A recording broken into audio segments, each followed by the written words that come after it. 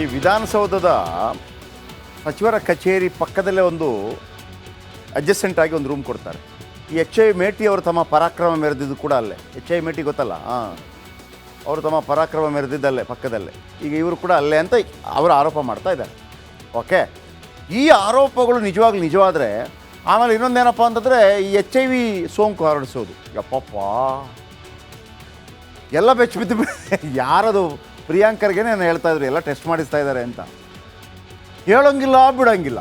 B J ಪಿಯವ್ರಿಗೂ ಅಷ್ಟೇ, ಕಾಂಗ್ರೆಸ್ ಅವ್ರಿಗೂ ಅಷ್ಟೇ. ಎಲ್ಲ ನಾಯಕರು ಬಾಯೆಲ್ಲ ಒಣಗೋಗಿದೆ. ಎಲ್ಲೂ ಹೋಗ್ಬಿಟ್ಟಿದೆಯೋ, ಎಲ್ಲಿ ವಿಡಿಯೋ ಮಾಡಿದ್ದಾರೋ, ಎಲ್ಲಿ ವಿಡಿಯೋ ಮಾಡಿದರೆ ಏನಾದರೂ ಆದರೆ ಎಡೆಯಲ್ಲಿ ಎಚ್ ಐ ವಿ.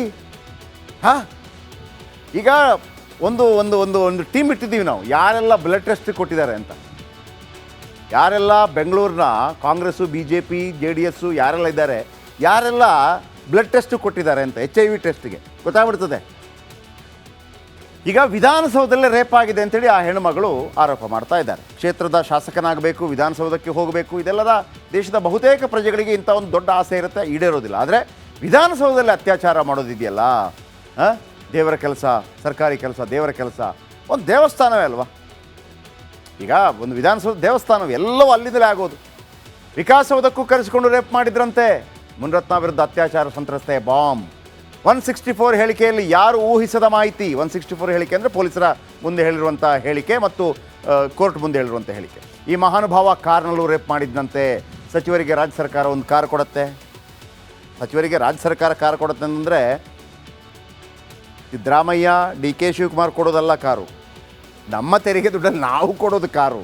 ಸರ್ಕಾರ ಕೊಡೋ ಕಾರ್ನಲ್ಲೂ ರೇಪ್ ಮಾಡಿದ್ರಂತೆ. ಮುನಿರತ್ನ ವಿಡಿಯೋ ಕಾಲ್ ಮಾಡಿದ್ರು ಅಂತ ಸಂತ್ರಸ್ತ ಹೇಳ್ತಾರೆ. ಈ ಹಿಂದೆ ಅರೆಬೆತ್ತಲೆ ಆಗುವಂತೆ ಒತ್ತಾಯ ಮಾಡಿದ್ರಂತೆ ಮುನಿರತ್ನ. ಇಲ್ಲಿವರೆಗೂ ಪೊಲೀಸರಿಗೆ ಮುನಿರತ್ನ ಮೊಬೈಲ್ ಸಿಕ್ಕಿಲ್ಲ. ಇದು ಡೌಟ್. ಮೊಬೈಲಿಂದ ಮಾಡಿದ್ರೆ ಆ ಮೊಬೈಲಲ್ಲೋಯ್ತು, ಕೋಲಾರ ಬಳಿ ಕಳೆದೋಯ್ತು ಅಂತ ಶಾಸಕ ಹೇಳಿದ್ದಾರೆ. ಇದು ಕೆಲವು ಅನುಮಾನಗಳನ್ನು ಹುಟ್ಟುಹಾಕ್ತಾ ಇದೆ. ಮೊಬೈಲ್ನ IMEI ನಂಬರ್ ಪಡೆದು ಮೊಬೈಲ್ ತಲಾಶ್ ಮಾಡ್ತಾ ಇದ್ದಾರೆ. ಅದೇ ವಿಡಿಯೋದಿಂದ ವಿಡಿಯೋ ಕಾಲ್ ಮಾಡಿದ್ರಂತೆ. ಅದೇ ಕಾರಣಕ್ಕೆ ಮೊಬೈಲ್ ಹಿಂದೆ ಬಿದ್ದ ಪೊಲೀಸರು ಈಗ ಮೊಬೈಲನ್ನು ಸುಟ್ಟಾಕಿದ್ರೆ ಏನು ಮಾಡ್ತಾರೆ? ಏನು ಮಾಡೋಕ್ಕಾಗಲ್ಲ.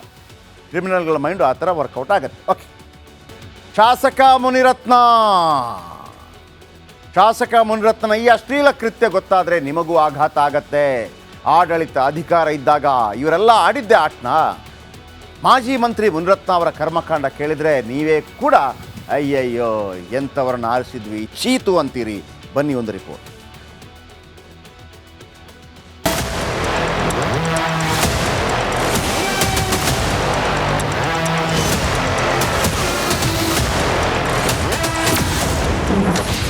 ಮುನಿರತ್ನ ವಿರುದ್ಧ ಸಂತ್ರಸ್ತೆ ಬಿಗ್ ಬಾಂಬ್.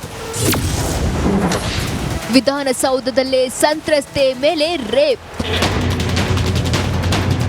ರಾಜ್ಯದ ಶಕ್ತಿಸೌಧ, ಪ್ರಜಾಪ್ರಭುತ್ವದ ದೇಗುಲ. ವಿಕಾಸಸೌಧದಲ್ಲಿ ಶಾಸಕನೊಬ್ಬ ಮಾಡಬಾರ್ದನ್ನ ಮಾಡಿರೋ ಆರೋಪ ಕೇಳಿಬಂದಿದೆ.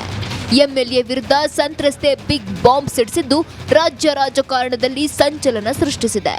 ಗೋದಾಮು ರೆಸಾರ್ಟ್ನಲ್ಲಿ ಮಾತ್ರವಲ್ಲ, ಸಚಿವರಾಗಿದ್ದ ವೇಳೆ ವಿಧಾನಸೌಧದಲ್ಲೇ ರೇಪ್ ಮಾಡಿದ್ದಾಗಿ ಸಂತ್ರಸ್ತೆ ಹೇಳಿದ್ದಾರೆ.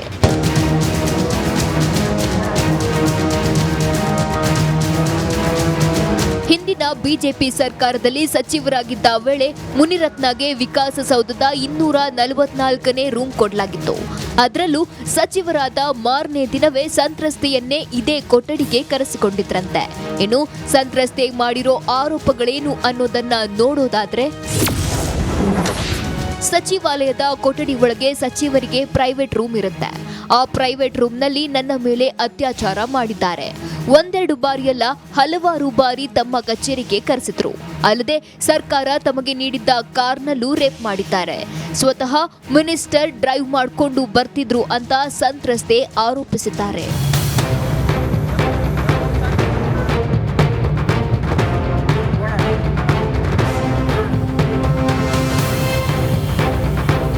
ಇನ್ನು ವಿಧಾನಸೌಧ ಎಂಟ್ರಿ ಗೇಟ್ಗೆ ಮುನಿರತ್ನ ಆಪ್ತರನ್ನ ಕಳಿಸ್ತಿದ್ರು.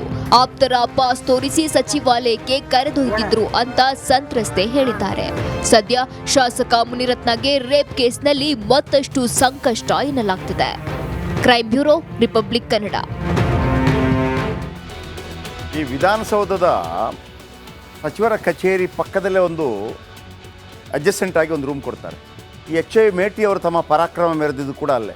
HI ಮೇಟಿ ಗೊತ್ತಲ್ಲ, ಅವರು ತಮ್ಮ ಪರಾಕ್ರಮ ಮೆರೆದಿದ್ದಲ್ಲೇ ಪಕ್ಕದಲ್ಲೇ. ಈಗ ಇವರು ಕೂಡ ಅಲ್ಲೇ ಅಂತ ಅವರು ಆರೋಪ ಮಾಡ್ತಾ ಇದ್ದಾರೆ.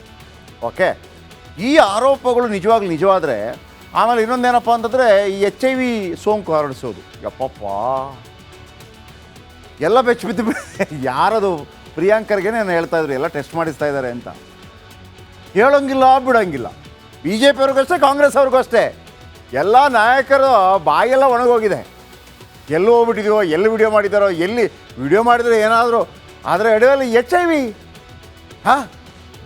ಈಗ ಒಂದು ಒಂದು ಒಂದು ಒಂದು ಟೀಮ್ ಇಟ್ಟಿದ್ದೀವಿ ನಾವು, ಯಾರೆಲ್ಲ ಬ್ಲಡ್ ಟೆಸ್ಟ್ ಕೊಟ್ಟಿದ್ದಾರೆ ಅಂತ. ಯಾರೆಲ್ಲ ಬೆಂಗಳೂರಿನ ಕಾಂಗ್ರೆಸ್ಸು BJP JDS ಯಾರೆಲ್ಲ ಇದ್ದಾರೆ, ಯಾರೆಲ್ಲ ಬ್ಲಡ್ ಟೆಸ್ಟ್ ಕೊಟ್ಟಿದ್ದಾರೆ ಅಂತ HIV ಟೆಸ್ಟ್ಗೆ ಗೊತ್ತಾಗ್ಬಿಡ್ತದೆ. ಈಗ ವಿಧಾನಸೌಧದಲ್ಲೇ ರೇಪ್ ಆಗಿದೆ ಅಂತೇಳಿ ಆ ಹೆಣ್ಣುಮಗಳು ಆರೋಪ ಮಾಡ್ತಾ ಇದ್ದಾರೆ. ಕ್ಷೇತ್ರದ ಶಾಸಕನಾಗಬೇಕು, ವಿಧಾನಸೌಧಕ್ಕೆ ಹೋಗಬೇಕು, ಇದೆಲ್ಲದ ದೇಶದ ಬಹುತೇಕ ಪ್ರಜೆಗಳಿಗೆ ಇಂಥ ಒಂದು ದೊಡ್ಡ ಆಸೆ ಇರುತ್ತೆ, ಈಡೇರೋದಿಲ್ಲ. ಆದರೆ ವಿಧಾನಸೌಧದಲ್ಲಿ ಅತ್ಯಾಚಾರ ಮಾಡೋದಿದೆಯಲ್ಲ, ದೇವರ ಕೆಲಸ, ಸರ್ಕಾರಿ ಕೆಲಸ, ದೇವರ ಕೆಲಸ, ಒಂದು ದೇವಸ್ಥಾನವೇ ಅಲ್ವಾ. ಈಗ ಒಂದು ವಿಧಾನಸೌಧ ದೇವಸ್ಥಾನವೇ, ಎಲ್ಲವೂ ಅಲ್ಲಿಂದಲೇ ಆಗೋದು. ವಿಕಾಸಸೌಧಕ್ಕೂ ಕರೆಸಿಕೊಂಡು ರೇಪ್ ಮಾಡಿದ್ರಂತೆ. ಮುನಿರತ್ನ ವಿರುದ್ಧ ಅತ್ಯಾಚಾರ ಸಂತ್ರಸ್ತೆ ಬಾಂಬ್. 164 ಹೇಳಿಕೆಯಲ್ಲಿ ಯಾರು ಊಹಿಸದ ಮಾಹಿತಿ. 164 ಹೇಳಿಕೆ ಅಂದರೆ ಪೊಲೀಸರ ಮುಂದೆ ಹೇಳಿರುವಂಥ ಹೇಳಿಕೆ ಮತ್ತು ಕೋರ್ಟ್ ಮುಂದೆ ಹೇಳಿರುವಂಥ ಹೇಳಿಕೆ. ಈ ಮಹಾನುಭಾವ ಕಾರ್ನಲ್ಲೂ ರೇಪ್ ಮಾಡಿದ್ದಂತೆ. ಸಚಿವರಿಗೆ ರಾಜ್ಯ ಸರ್ಕಾರ ಒಂದು ಕಾರ್ ಕೊಡುತ್ತೆ. ಸಚಿವರಿಗೆ ರಾಜ್ಯ ಸರ್ಕಾರ ಕಾರ್ ಕೊಡುತ್ತೆ ಅಂತಂದರೆ ಸಿದ್ದರಾಮಯ್ಯ DK ಶಿವಕುಮಾರ್ ಕೊಡೋದಲ್ಲ ಕಾರು, ನಮ್ಮ ತೆರಿಗೆ ದುಡ್ಡಲ್ಲಿ ನಾವು ಕೊಡೋದು ಕಾರು. ಸರ್ಕಾರ ಕೊಡೋ ಕಾರ್ನಲ್ಲೂ ರೇಪ್ ಮಾಡಿದ್ರಂತೆ.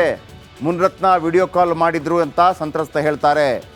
ಈ ಹಿಂದೆ ಅರೆಬೆತ್ತಲೆ ಆಗುವಂತೆ ಒತ್ತಾಯ ಮಾಡಿದ್ರಂತೆ ಮುನಿರತ್ನ. ಇಲ್ಲಿವರೆಗೂ ಪೊಲೀಸರಿಗೆ ಮುನಿರತ್ನ ಮೊಬೈಲ್ ಸಿಕ್ಕಿಲ್ಲ.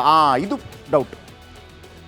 ಮೊಬೈಲಿಂದ ಮಾಡಿದ್ರೆ ಆ ಮೊಬೈಲಲ್ಲೋಯ್ತು, ಕೋಲಾರ ಬಳಿ ಕಳೆದೋಯ್ತು ಅಂತ ಶಾಸಕ ಹೇಳಿದ್ದಾರೆ. ಇದು ಕೆಲವು ಅನುಮಾನಗಳನ್ನು ಹುಟ್ಟುಹಾಕ್ತಾ ಇದೆ. ಮೊಬೈಲ್ನ IMEI ನಂಬರ್ ಪಡೆದು ಮೊಬೈಲ್ ತಲಾಶ್ ಮಾಡ್ತಾ ಇದ್ದಾರೆ. ಅದೇ ವಿಡಿಯೋದಿಂದ ವಿಡಿಯೋ ಕಾಲ್ ಮಾಡಿದ್ರಂತೆ. ಅದೇ ಕಾರಣಕ್ಕೆ ಮೊಬೈಲ್ ಹಿಂದೆ ಬಿದ್ದ ಪೊಲೀಸರು ಈಗ ಮೊಬೈಲನ್ನು ಸುಟ್ಟಾಕಿದ್ರೆ ಏನು ಮಾಡ್ತಾರೆ? ಏನು ಮಾಡೋಕ್ಕಾಗಲ್ಲ. ಕ್ರಿಮಿನಲ್ಗಳ ಮೈಂಡು ಆ ಥರ ವರ್ಕೌಟ್ ಆಗುತ್ತೆ. ಓಕೆ, ಶಾಸಕ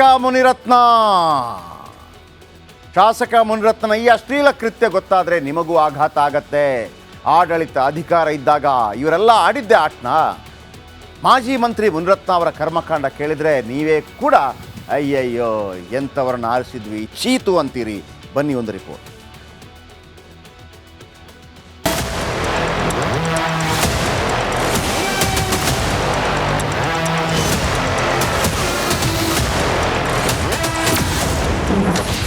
ಮುನಿರತ್ನ ವಿರುದ್ಧ ಸಂತ್ರಸ್ತೆ ಬಿಗ್ ಬಾಂಬ್.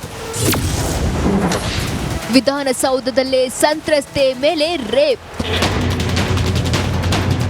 ರಾಜ್ಯದ ಶಕ್ತಿಸೌಧ, ಪ್ರಜಾಪ್ರಭುತ್ವದ ದೇಗುಲ. ವಿಕಾಸಸೌಧದಲ್ಲಿ ಶಾಸಕನೊಬ್ಬ ಮಾಡಬಾರ್ದನ್ನ ಮಾಡಿರೋ ಆರೋಪ ಕೇಳಿಬಂದಿದೆ. MLA ವಿರುದ್ಧ ಸಂತ್ರಸ್ತೆ ಬಿಗ್ ಬಾಂಬ್ ಸಿಡಿಸಿದ್ದು ರಾಜ್ಯ ರಾಜಕಾರಣದಲ್ಲಿ ಸಂಚಲನ ಸೃಷ್ಟಿಸಿದೆ. ಗೋದಾಮು ರೆಸಾರ್ಟ್ನಲ್ಲಿ ಮಾತ್ರವಲ್ಲ, ಸಚಿವರಾಗಿದ್ದ ವೇಳೆ ವಿಧಾನಸೌಧದಲ್ಲೇ ರೇಪ್ ಮಾಡಿದ್ದಾಗಿ ಸಂತ್ರಸ್ತೆ ಹೇಳಿದ್ದಾರೆ.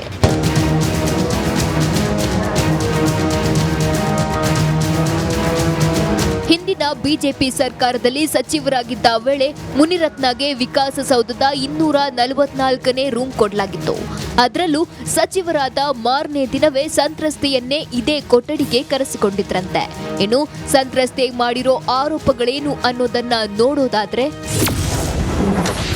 ಸಚಿವಾಲಯದ ಕೊಠಡಿ ಒಳಗೆ ಸಚಿವರಿಗೆ ಪ್ರೈವೇಟ್ ರೂಮ್ ಇರುತ್ತೆ. ಆ ಪ್ರೈವೇಟ್ ರೂಮ್ನಲ್ಲಿ ನನ್ನ ಮೇಲೆ ಅತ್ಯಾಚಾರ ಮಾಡಿದ್ದಾರೆ. ಒಂದೆರಡು ಬಾರಿಯಲ್ಲ, ಹಲವಾರು ಬಾರಿ ತಮ್ಮ ಕಚೇರಿಗೆ ಕರೆಸಿದ್ರು. ಅಲ್ಲದೆ ಸರ್ಕಾರ ತಮಗೆ ನೀಡಿದ್ದ ಕಾರ್ನಲ್ಲೂ ರೇಪ್ ಮಾಡಿದ್ದಾರೆ. ಸ್ವತಃ ಮಿನಿಸ್ಟರ್ ಡ್ರೈವ್ ಮಾಡಿಕೊಂಡು ಬರ್ತಿದ್ರು ಅಂತ ಸಂತ್ರಸ್ತೆ ಆರೋಪಿಸಿದ್ದಾರೆ.